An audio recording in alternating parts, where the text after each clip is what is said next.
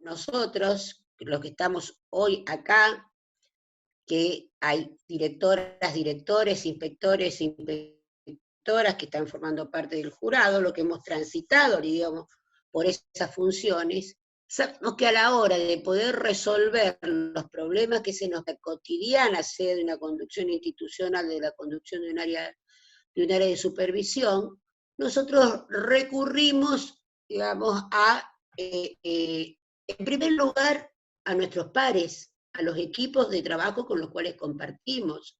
Leemos también bibliografía, de pronto nos viene, me parece que yo vi algo interesante acá que me puede servir de alguna manera, que nunca es puntual, ni siquiera los textos teóricos vinculados más propiamente a intervención nunca es puntual y punto a punto, me refiero puntual en el sentido de punto a punto con las situaciones que a nosotros nos toca atender en la cotidianeidad escolar. Por el otro lado están los documentos de gestión y por el otro lado necesitamos las normas para que nuestras intervenciones se ajusten a normas. O porque si tenemos que observar esta correspondencia en las intervenciones de otros, ¿no? Entonces, en el principio para nosotros está el problema, que es un enunciado que construimos como sujeto, o sea, la situación problemática. La situación problemática no es algo que existe en la realidad, la situación problemática es algo que nosotros construimos. ¿Sí? Lo que es problema para uno no es problema para otro, o en una época no fue problema y sí lo es ahora, como podemos pensar, qué sé yo, la situación de desgranamiento y abandono en el nivel secundario tenía un valor cuando la educación secundaria no era obligatoria y tiene otro valor ahora que es obligatoria. ¿Sí?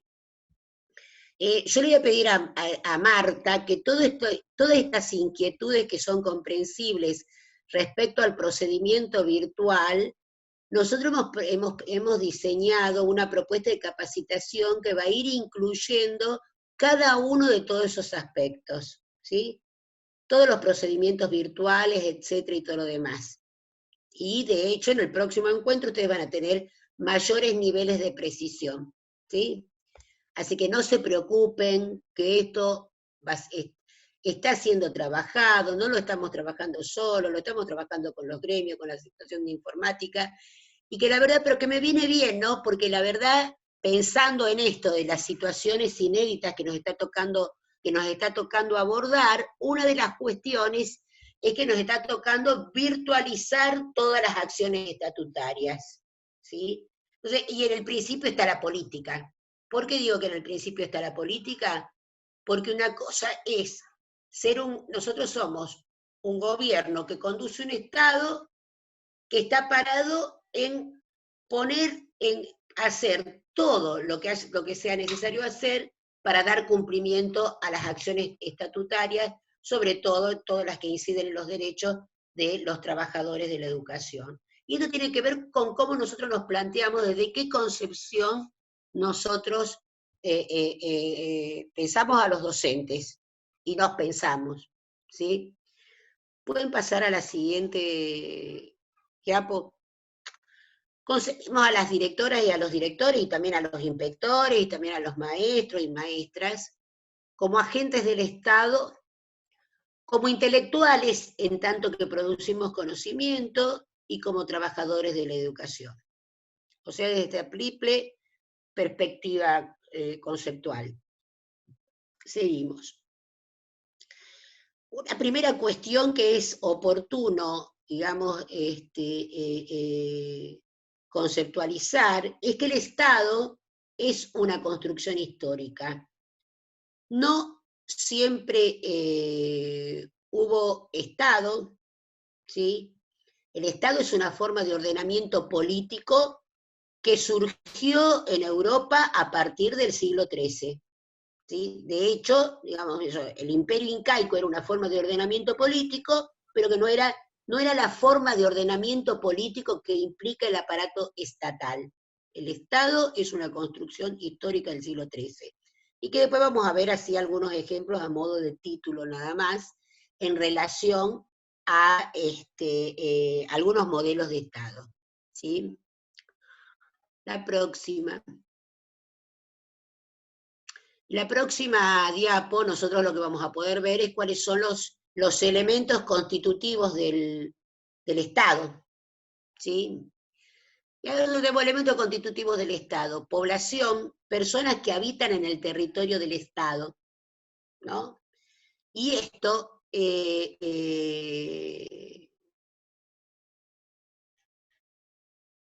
la verdad, estoy enormemente inquieta, digamos, por el tipo de preguntas que surgen, que se ve que se quedaron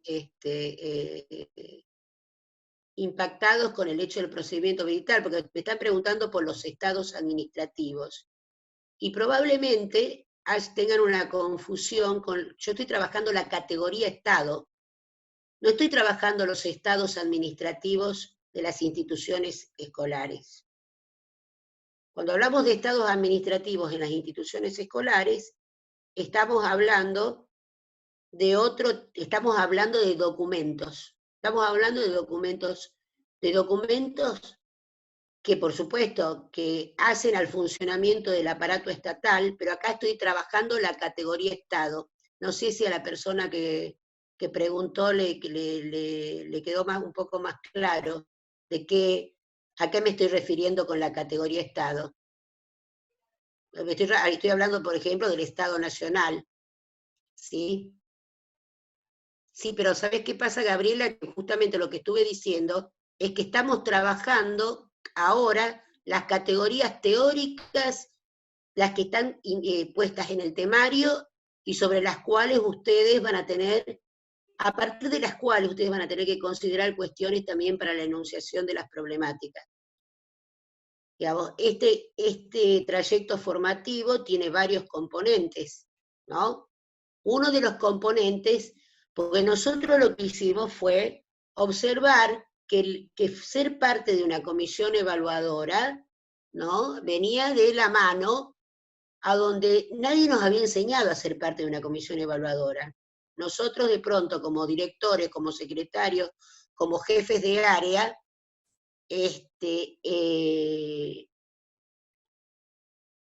no sé qué es lo que está en el marco teórico y es fundamental. No sé de qué estás hablando, Gabriela. Si te referís a los estados administrativos o al Estado, pues nosotros hemos ordenado una secuencia de contenidos para tratar, ¿sí? Bueno, ahora vas a poder ir viendo de los elementos constitutivos del Estado y cómo vamos a poderlos ir trabajando y cómo yo voy a ir haciendo vinculaciones con la cotidianeidad escolar, ¿sí? Lo que les voy a pedir es que yo voy a ir avanzando, digamos, temáticamente en algunos contenidos, digamos, y después ustedes obviamente van a poder realizar preguntas que las pueden escribir en el chat y el equipo de concursos las va registrando y nosotros las vamos a ir contestando. Y además vamos a tener otro encuentro en la próxima semana, como para que uno pueda ir haciendo la devolución a todas esas series de preguntas. Ahora, yo sé que es un esfuerzo conceptual, cognitivo, de toda índole, tratar de centrarnos en los elementos, digamos, que estamos analizando, ¿sí? La categoría población como elemento constitutivo del Estado, que son las personas que habitan en el territorio estatal, es una categoría, son todas categorías que nosotros la hemos estudiado, digamos, prácticamente desde la escuela primaria. Pero estas categorías, a esta altura, están puestas con esa aparente simpleza para que nosotros la podamos complejizar a la luz de todo nuestras trayectorias, de todo lo que hemos aprendido y a la luz de lo que nosotros pretendemos en este sentido, ¿no? Personas que habitan en el territorio del Estado, esto nos lleva a repensar, digamos, cuál es el conjunto de habitantes de pronto que están alcanzados por la estatalidad. ¿Sí? Uno puede estar alcanzado por la estatalidad en tanto y en cuanto tenemos vidas reguladas por el aparato estatal en distintos ámbitos, ¿sí? O porque pertenecemos, en el caso nuestro, somos agentes estatales, representamos la estatalidad, no somos una cuestión ajena al Estado. La categoría territorio, que alude al entorno físico que delimita la acción estatal, nosotros, la verdad que utilizamos bastante, digamos, en la jerga escolar, la categoría de territorio, ¿no? Y en este sentido, nosotros decimos, bueno, ¿qué territorio te tocó? Estamos en el territorio tal, en el X territorio. Y también tenemos delimitaciones de nuestra acción estatal. Como inspectores tenemos delimitado un territorio que puede ser el área de supervisión, el distrito, ¿no? Esto depende la territorialidad que abarca nuestra función según cuáles sean las tareas que nos son asignadas, ¿sí? Por ejemplo, en este caso, si yo tengo comisiones evaluadoras que son regionales, la territorialidad que están abarcando ustedes como representantes estatales en esta función de ser comisiones evaluadoras de pruebas de selección, tiene un alcance territorial regional. Como director de la escuela yo puedo tener un alcance territorial que implica la institución educativa y la comunidad en la cual esté inserta. Ahora, cómo yo ejerzo esa estatalidad depende de mis concepciones y de mis convicciones desde las cuales ejerzo el rol directivo. Para algunos, a lo mejor, el ámbito del ejercicio de la función directiva termina en la vereda de la escuela, y para otros implica la relación con otras instituciones educativas, con otras instituciones barriales, implica otro despliegue con que tiene una materialidad en el entorno físico. O sea, esto nos lleva a repensar cómo yo ejerzo mi estatalidad en tanto y en cuanto me asumo como agente estatal. El poder político, que tiene que ver con la facultad legítima de mando sobre el conjunto de la población, la soberanía como la capacidad de autodeterminarse sin intervenciones externas. Bien, pasamos a la próxima. ¿Sí? Esta distinción entre Estado y gobierno, ¿no? El gobierno, diferente del Estado, está vinculado al mismo por el elemento poder, ¿no? El gobierno es el conjunto de órganos de un Estado a través del cual se expresa su poder. Esto lo vamos a ver con más detalle en el próximo encuentro, pero sí podemos decir que los gobiernos configuran de una determinada manera el aparato estatal, o sea, el aparato estatal se organiza de una determinada manera, ¿sí? Y de este modo, digamos, se expresa, digamos, el poder. La configuración estatal, que asume la Dirección General de Cultura y Educación y que se expresa a través de su organigrama, son las cuestiones que nos van a permitir mirar cómo esto va desempeñando. Y por el otro lado, el hecho de que cuando nosotros percibimos al Estado como ajeno, lo que estamos haciendo es negar nuestra posibilidad de intervención en esa estructura de poder, ¿sí? Porque en realidad, digamos, en tanto y en cuanto yo no me asumo como agente estatal, delego mi capacidad, mi incumbencia, mi posibilidad de intervención, ¿sí? Bien.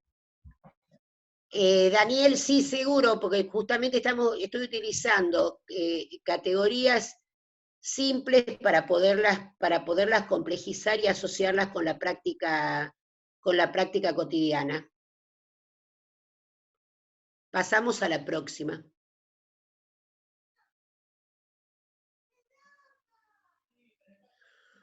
Dentro del desarrollo histórico de los modelos estatales, nosotros podemos encontrar el Estado absolutista, el Estado liberal, el Estado keynesiano, el Estado neoliberal, ¿no?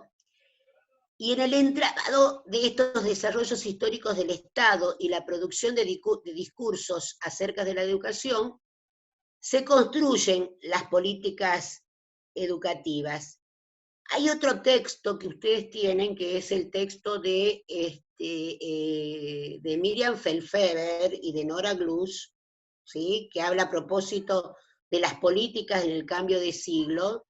Y Miriam nos comentaba, ustedes van a recibir un video también de Miriam desarrollando, digamos, las notas centrales en relación a ese texto y a otras consideraciones más, a donde planteamos, ella dice que también están planteando como estados post-neoliberales aquellos que surgieron a posteriori de los 90, o sea, post-consenso de Washington, y que esos estados post-neoliberales serían los que estuvieron presentes, los que se hicieron presentes en América Latina, ¿no? En las primeras décadas del siglo XXI.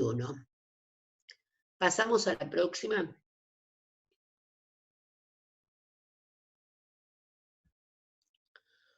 Bueno, a tratar de pensar las dimensiones políticas del Estado. En realidad, acá lo que estamos planteando, para recibir todo el material, pregunta David, todo el material, a ver, yo voy a hacer unas, pensé que las chicas ya lo habían planteado. Ustedes van a recibir todo el material.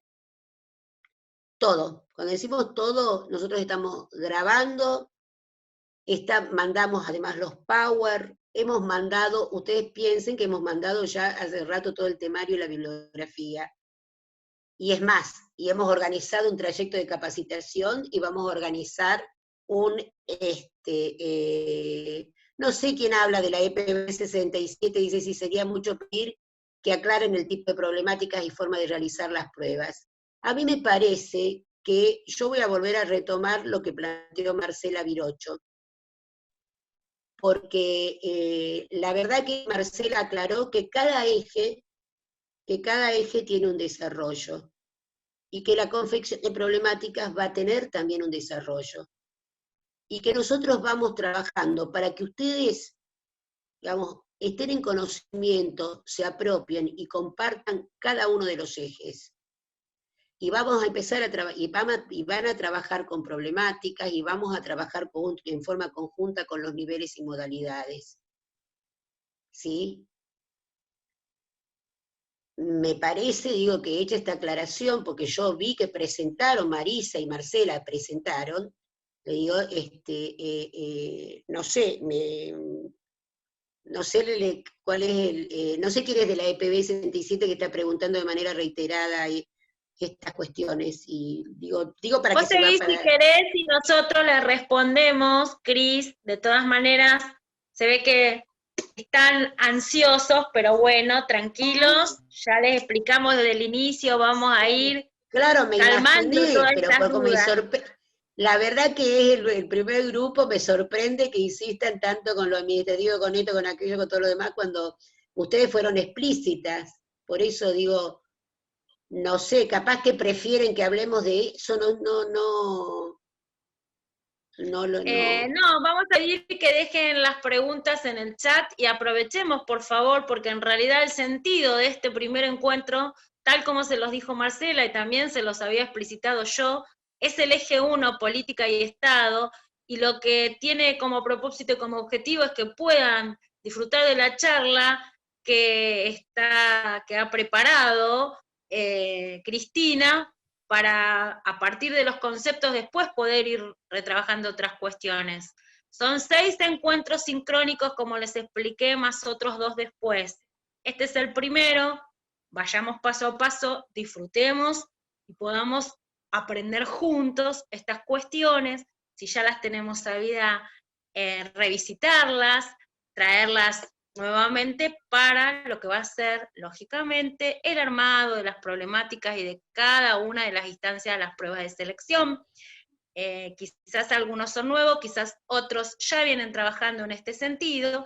Esta es una modalidad diferente y es la propuesta que estamos haciendo. Bueno, voy a continuar entonces, pensar el Estado desde la política es reflexionar sobre la triple dimensión política del Estado. O sea, el Estado es simultáneamente una estructura de poder, es un sistema de gestión y además produce identidades, ¿sí? Y en este sentido, nosotros, los directores y directoras, los supervisores y las supervisoras, digamos, así no reflexionáramos sobre esto, igualmente participamos del Estado como estructura de poder, igualmente participamos del Estado como sistema de gestión, igualmente participamos del Estado y de sus procesos de producción de identidades, ¿sí? Lo que pasa que una cosa es participar como un acto deliberado de eso, y eso es lo que fortalece las intervenciones que nosotros podamos realizar. Por eso es esto que pretendemos, digamos, hacer visible todas estas dimensiones y poderlas ir asociando, ¿no?, con la tarea de director, directora, supervisor, supervisora y de comisión evaluadora. Esta es nuestra intencionalidad, porque obviamente todo esto, y que seguramente muchos de ustedes han accedido a contenidos de este tipo que generalmente lo desarrollan varias disciplinas vinculadas a las ciencias políticas. ¿Sí? Bien, seguimos. Voy a ir desagregando cada uno de estos elementos, ¿sí? El Estado como estructura de poder es pensarlo con referencia a actores sociales y políticos, a sus relaciones recíprocas y a los objetivos que orientan su desenvolvimiento. Cuando nosotros hablamos de esta cuestión de la intervención, ¿sí?, acá quiero explicar alguna cuestión. Nosotros hemos construido en los últimos tiempos, circula bastante como jerga, esto de hablar desde las miradas, ¿sí? ¿No? Entonces dice, según su mirada, según la mirada de tal, la mirada de cual, etcétera, y todo lo demás. La verdad es que nosotros en una instancia evaluativa, como son las pruebas de selección, nosotros no vamos a evaluar miradas, no vamos a evaluar descripciones del paisaje. Lo que vamos a evaluar son hipótesis de intervención. E intervenir requiere mucho más que mirar, requiere oír, requiere transitar, requiere poner en juego todas nuestras capacidades cognitivas, también todos nuestros sentimientos, que es lo que nos pasa cuando somos directoras, cuando somos supervisores. No es que miramos, no es que no somos comentaristas del paisaje institucional o del paisaje areal. Tenemos que operar sobre ello y tenemos que intervenir. Intervenir implica ejercer poder, poder hacer determinado tipo de cuestiones. Intervenir es ir y venir entre, ¿no? Por eso digo, cuando nosotros decimos, no, lo que pasa es que voy y vengo entre una cosa, entre la otra, entre actores, entre lugares, entre esto y demás, y que esa es nuestra tarea, intervenir, ir y venir. Vamos y venimos entre un docente y otro, entre un espacio y otro, entre una escuela y la otra, entre un curso y otro, y entre distintas cosas, eso es la intervención.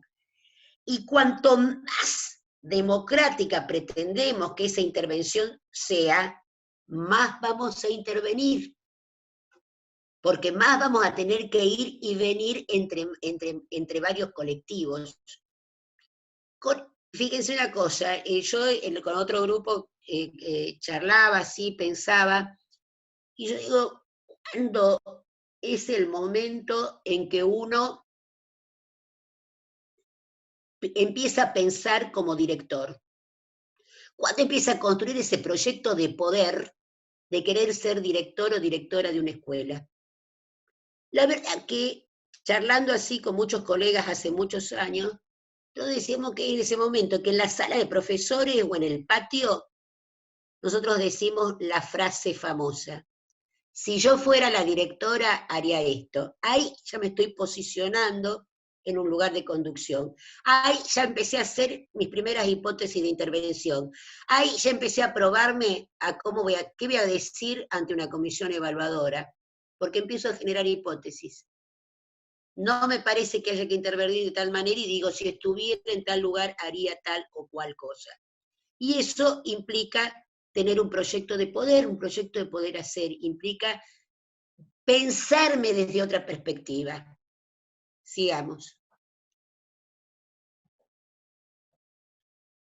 Sigamos en la próxima diapo.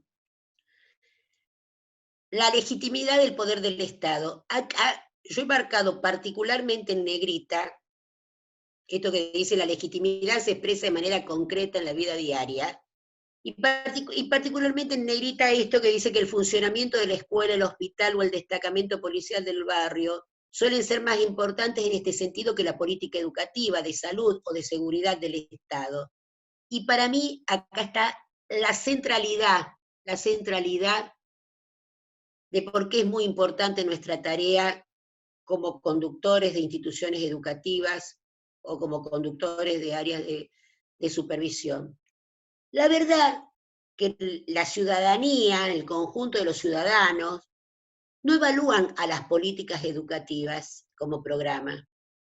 Resuelven, deciden, opinan que tal política educativa es buena o mala según cómo funcione la escuela a la cual van sus hijos, sus nietos, sus sobrinos, o cómo son atendidos en el hospital o en la salita del barrio, o cómo son los policías que están en la comisaría, qué pasa, qué no pasa, etc. La verdad que así es como se evalúa. No es que la gente lee nuestros documentos de política, ni tendría por qué, ¿no? Nuestros documentos de política educativa analiza y dice, a ver, voy a controlar cómo fue o cómo no fue. Lo evalúa respecto de cómo lo impacta en la vida cotidiana.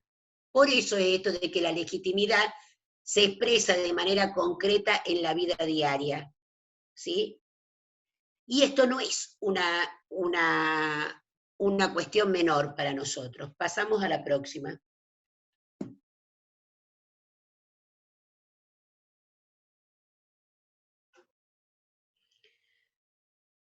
El Estado como sistema de gestión.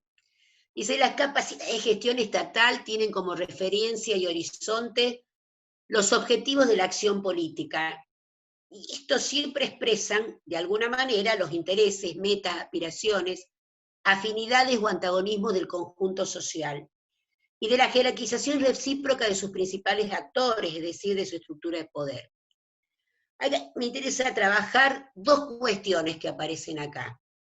Por un lado, la categoría gestión, que ya la voy a tomar, pero por el otro lado, esta cuestión que dice que expresan los intereses, metas, aspiraciones, afinidades o antagonismo del conjunto social. El Estado no es un todo homogéneo. En el Estado se expresan los antagonismos, los intereses, las diferencias. Desde algunas corrientes teóricas también planteamos que el Estado es un campo más de disputa como otros campos, ¿no? Digamos, qué sé yo, en el campo de la salud uno puede diferenciar qué sé yo, los intereses de pronto del sector que sostiene la posición sanitarista versus el sector que ve a la salud como mercado, ¿no? Digo, unos se reconocen herederos de la línea de Carrillo y otros se reconocen herederos de los monopolios internacionales, digo, por decirlo de alguna manera, por ponerlo en otro campo, ¿no? Y todos esos intereses, digamos, se disputan en el campo estatal. O sea que el Estado no es un todo homogéneo. Y esto para nosotros, en nuestra vida más cotidiana, no más pequeña ni más simple, solo más cotidiana, en la institución educativa nos pasa esto. Construir el consenso alrededor de una cuestión educativa nos lleva bastante tiempo. Es un trabajo que tenemos que hacer y es un trabajo que tenemos que hacer las conducciones, ¿sí? Porque también esos espacios son heterogéneos. y debemos construirlo. Entonces, es que esté mal, digo, a veces dicen, no, lo que pasa que no acuerdan, hay procesos, proceso exacto, la disputa de intereses es lícita, pero muchas veces poco ética. Bueno, es poco ética en relación a qué herramientas se utilicen, pero disputar intereses es exacto, es lícito, absolutamente lícito. Defender, argumentar, contraargumentar, posicionar, ¿no? Esto es democrático, absolutamente democrático, ¿no? Por eso hay una cuestión que miren, a la hora de definir estas categorías en relación a cómo uno piensa, porque alrededor de ejercer la función de supervisor, de director, directora, supervisor, supervisora, a uno se le vienen varias verbos, ¿no? Conducir, gestionar, administrar. Nosotros no hacemos un reduccionismo, nosotros lo que decimos es que uno desde esas funciones realiza las tres cuestiones. Primero, que la conducción alude a tener un horizonte, un hacia dónde ir, conduzco hacia. Pero la gestión, la categoría de gestión, es una categoría más polisémica, ¿sí? Porque la categoría de gestión, por ejemplo, en el ámbito empresarial, implica gerenciamiento. Nosotros, desde nuestra posición, para nosotros gestionar va a estar asociado a gestar, a crear. Y en este sentido, como para nosotros también es gobernar, ¿no? Está asociado a gobernar, a conducir la estatalidad, ¿no?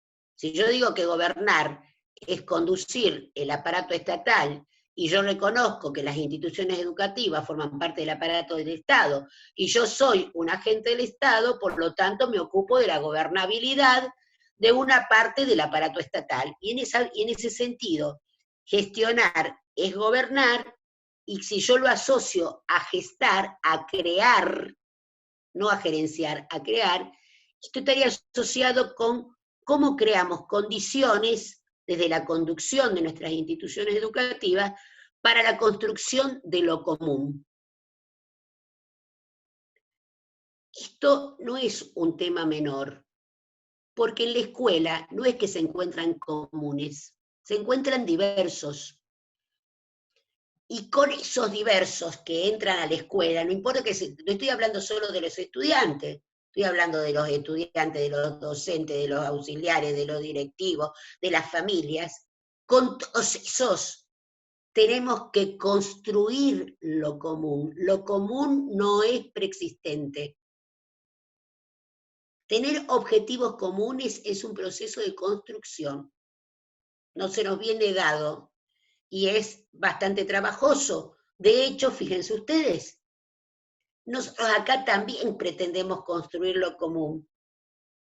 Y estuvimos trabajando mucho tiempo para ponernos de acuerdo acerca qué esperábamos, qué concepciones tenemos, porque a veces uno da por supuesto que todos pensamos de la misma manera, y la verdad es que no es así.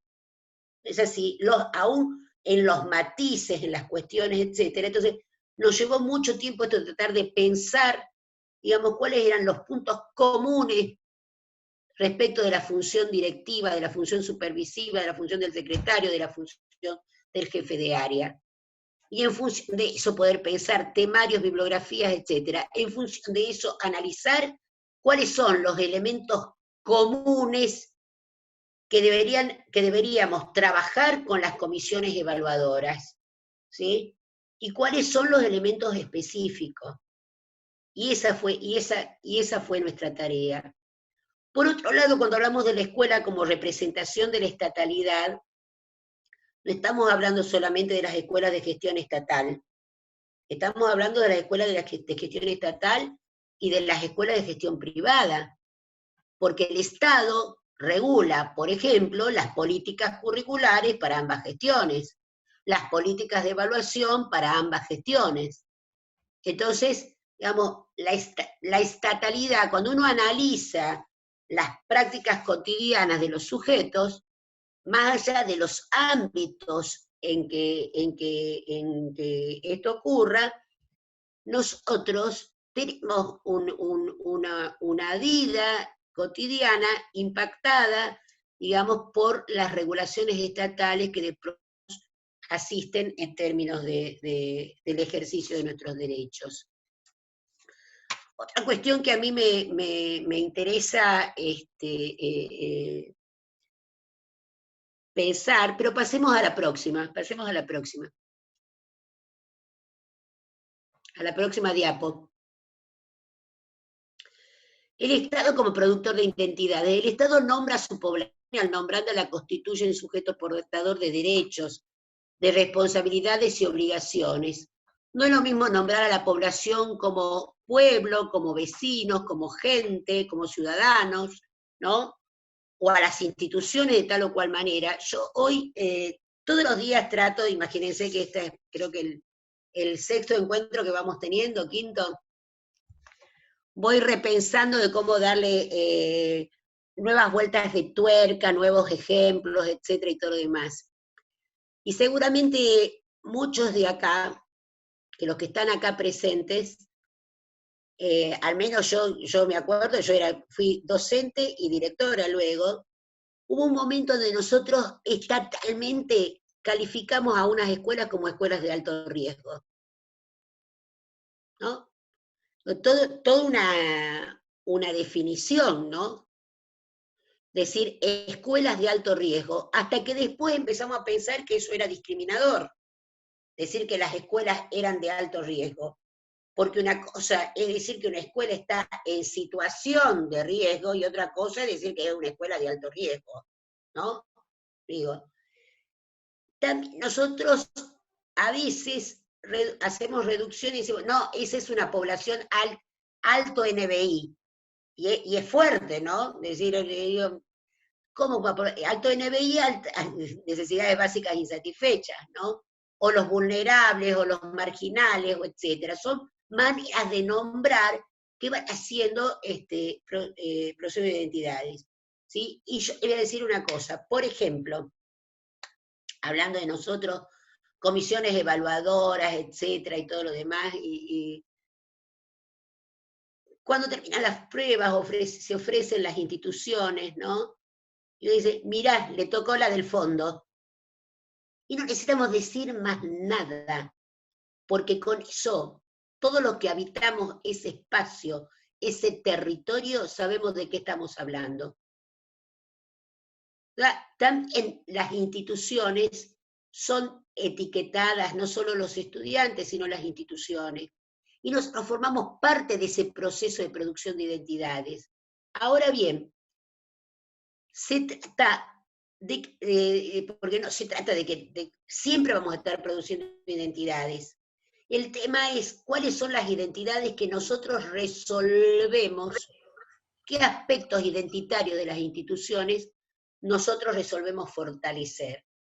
Yo recuerdo particularmente un momento, digamos, en una conversación que tuvimos con Claudia Bracci, y a mí me decía, mirá, dice, basta de las escuelas programa. Las escuelas se identificaban según el programa al cual se les había adjudicado. Y la verdad que las escuelas son todas escuelas, y la verdad que los programas terminaron siendo como prótesis hacia las instituciones, salvo en aquellas instituciones que tenían muy claro cuál era su proyecto institucional, y por lo tanto, no importaba cuál fuera el programa o proyecto que les llegara a la escuela, que todo eso ellos lo ponían al servicio de lo que era su proyecto institucional.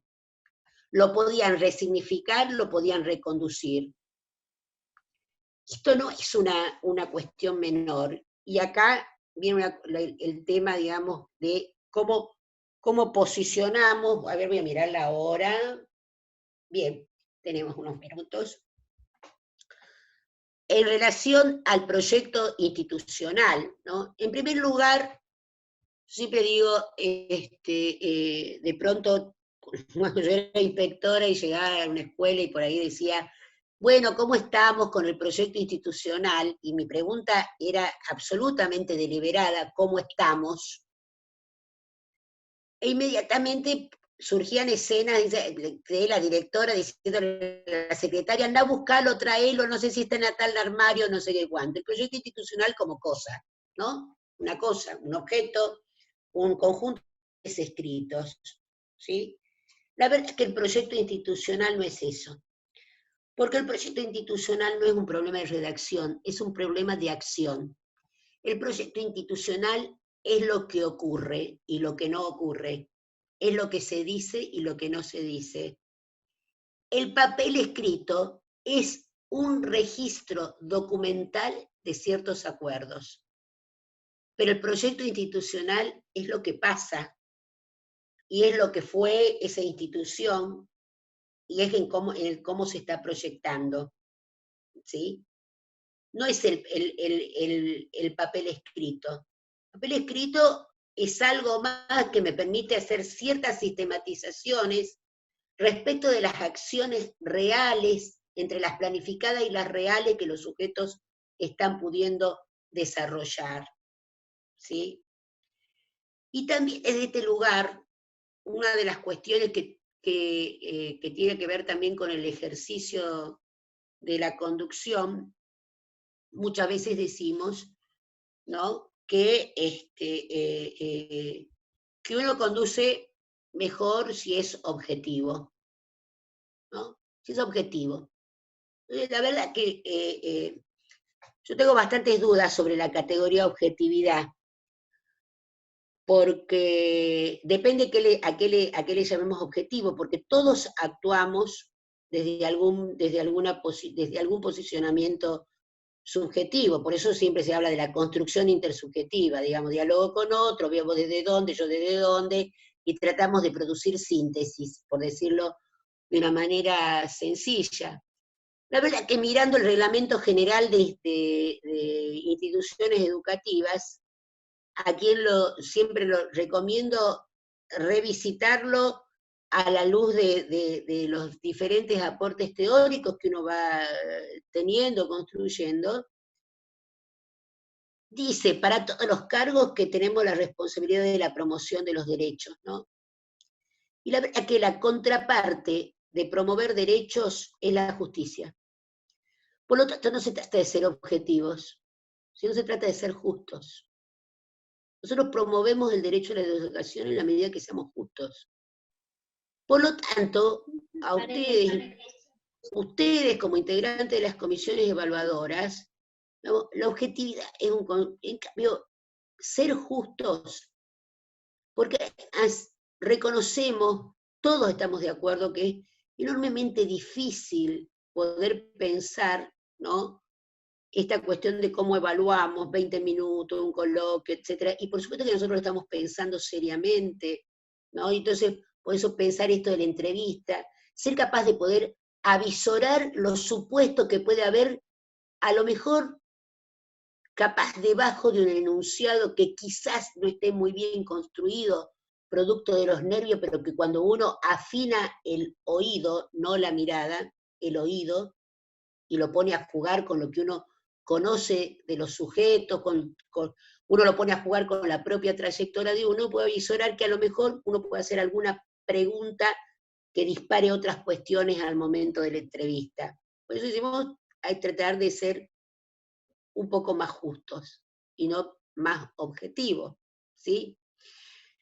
Y está jugando la cuestión esta de la soberanía puesta al principio. En otros grupos planteaban, nosotros por lo general la categoría de soberanía la tenemos asociada a la soberanía territorial, pero también está asociada a la soberanía alimentaria, y ahora más que nunca estamos con la cuestión de la soberanía tecnológica, fuertemente, porque en realidad también la posibilidad del acceso, de cómo vamos a tratar de solucionar todas estas cuestiones que las sabemos, digamos, de problemas de conectividad, también está en juego de cómo vamos a ejercer toda esta cuestión de la soberanía. Y por último, no porque esto sea lo último, pasar a la próxima. así cierro con esa próxima y una frase más. Esto de la cuestión de lo común, que hablábamos que en la escuela hay que construir lo común, esto tiene que ver con estas 3 definiciones que nos permiten embarcar. Lo político es aquello que compete a la organización común de la sociedad. La política son las actividades que se realizan para alcanzar el poder de decisión sobre lo político. Y las políticas son las funciones y estrategias de gobierno. Yo siempre prefiero hablar de las políticas educativas, ¿sí? Y su incidencia en la generación de las condiciones para la enseñanza y el aprendizaje, no de prefiero hablar de las, porque esto permite, digamos, complejizar el campo del diseño y de la implementación de políticas y también de su evaluación. Por último, para cerrar este encuentro y vernos en el próximo, donde vamos a desarrollar un poco más toda la parte de las políticas, ¿sí? Lo que les quiero decir es que... Perdón, Cris, antes que digas eso, te puedo decir... La evaluación. Bueno. Ya te vi venir, poné la evaluación. Les vamos a contar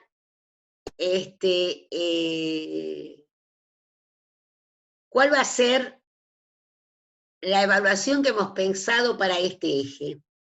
Miren, en el punto de partida está que nosotros lo que hacemos es poner en valor algo que ustedes iban a hacer. Ustedes como comisiones evaluadoras iban a tener que leer la bibliografía, el temario, etcétera, qué sé yo. Se iban a tener que juntar para poder pensar las problemáticas, según los diferentes niveles de apropiación de las políticas, de las situaciones, cada comisión evaluadora iba a pensar una cuestión u otra.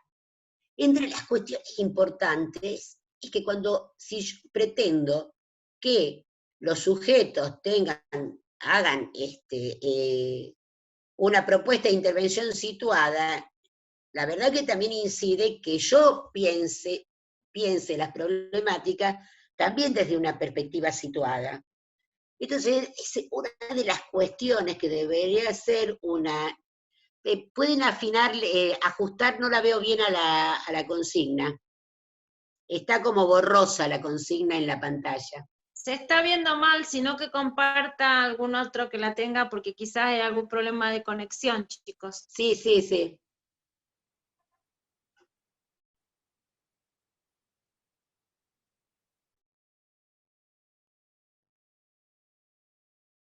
Ahí estoy viendo que David decía que gestionar también es construir viabilidad, justamente, por eso coincido, por eso es lo de crear condiciones.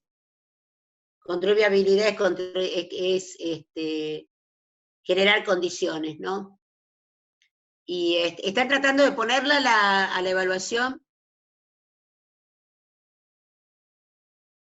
Marisa. Chicos, ¿quién comparte la pantalla para ponerlo de evaluación? Así seguimos. Vamos terminando.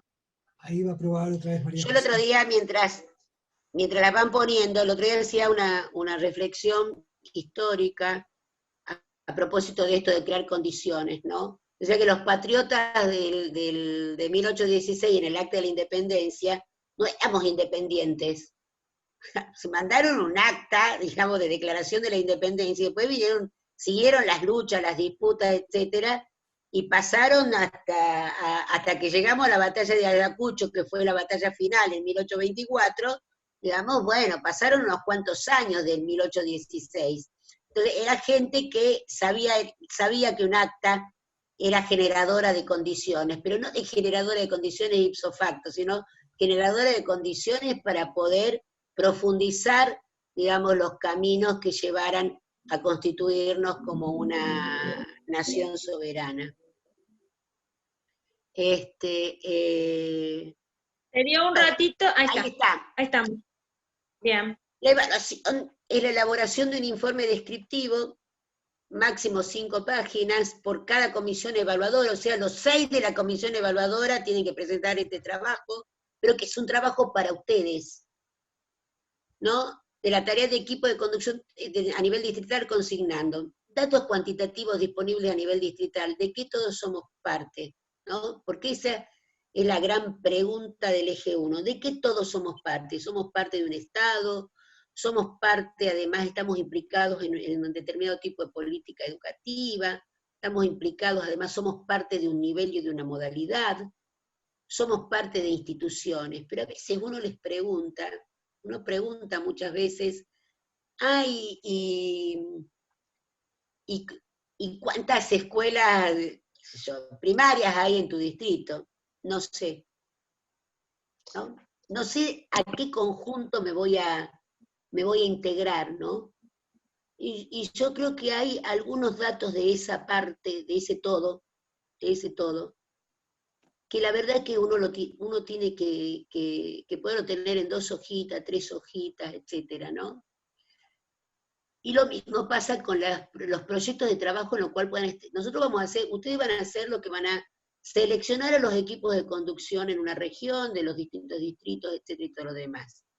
¿En qué proyectos de trabajo concretos, reales, ya están insertos los que ya vienen siendo directores? ¿A qué tareas se van a sumar estos que van a ser nuevos? ¿No? Digo, esta pregunta que Claudia se hacía, nos hacía, les hacía. ¿A qué vamos a sumar a estos directores? Sí, claro, los jurados de superior, que tienen zonas, y también zonas tienen los de agraria, eso uno considera, pero estamos hablando de líneas que a ustedes les puedan servir, no estamos hablando, es que ustedes tienen que hacer este informe descriptivo para nosotros. Nos interesa, por supuesto, pero la evaluación es para ustedes, esto es para ustedes, es un ordenador de su propia tarea. Bueno, che, ¿qué les parece? Sí, cuando preguntamos, ¿no? La cuestión de la no se corta, Roxana. Sí, pensé que se te cortaba vos la voz. Que cuando elaboramos nuestras problemáticas, o tener disponible para la parte de preguntas en la entrevista, ¿no? Esto de poder ejemplificar con cosas que puedan resultar más cercanas a esos sujetos, ¿sí? Porque lo que nosotros pretendemos es tratar de quitarle opacidad, y que no sea la prueba de selección una cita ciegas para nuestros aspirantes. ¿Mm? Pretendemos, digamos, que haya un proceso de transparencia que no pasa por la clave. Estamos pensando que los sujetos vayan sabiendo, no en un manto de misterio, en qué van a consistir esas pruebas, de qué se van a tratar las problemáticas. No tiene que ser así. Porque no tiene que ser así tampoco para nuestros niños ni para nuestros pibes. No es que tenemos un sistema de evaluación adentro de la escuela, otro sistema de evaluación para las comisiones evaluadoras, otro sistema de evaluación para otra cosa. Los principios, etcétera, y todo lo demás, están detrás de cualquier instancia evaluativa. Asume especificidades, pero los principios con los cuales nosotros nos paramos frente a cómo concebimos la enseñanza y la evaluación están detrás de cualquier instancia evaluativa. Y por último, quiero cerrar con algo que me gusta cerrar, que es que un buen director, una buena directora, no es aquel, acá dice, ¿cuándo tenemos que entregar el trabajo? Es un trabajo para ustedes, ¿sí? Trabajo para ustedes, que ordenan datos del distrito, de la cosa, de la región, se juntan los 6, piensan, se cuentan entre ustedes, los directores de mi distrito andan por este lado, tienen esto otro, tienen disponibilidad de tal cosa, podemos usar, no, esto está muy lejano, les está pasando tal cosa, sus dificultades andan por acá, van a poder comprender mejor desde dónde le están hablando a esa gente cuando le tomen la prueba. Si ustedes conocen mejor por dónde andan esos sujetos concretos, ¿no? Entonces, un buen director, una buena directora, para nosotros no es aquel que dice vive para la escuela. La verdad que no. Un buen director, una buena directora, es aquel que vive para la vida, o sea, que trabaja en la escuela, tiene su familia, sus amores, tiene sus celebraciones, tiene sus compromisos comunitarios, sindicales, políticos, religiosos, etc. Porque solo así, alguien que tiene una vida más integral puede pensar una perspectiva más integral de formación para nuestros pibes y pibas, puede comprender de otra manera a las familias, puede comprender de otra manera también al conjunto de docentes que tiene que conducir. Entonces, se trata de cómo todos compartimos una buena vida y una mejor vida. Simplemente con esto, y nos vemos en el próximo encuentro. Gracias.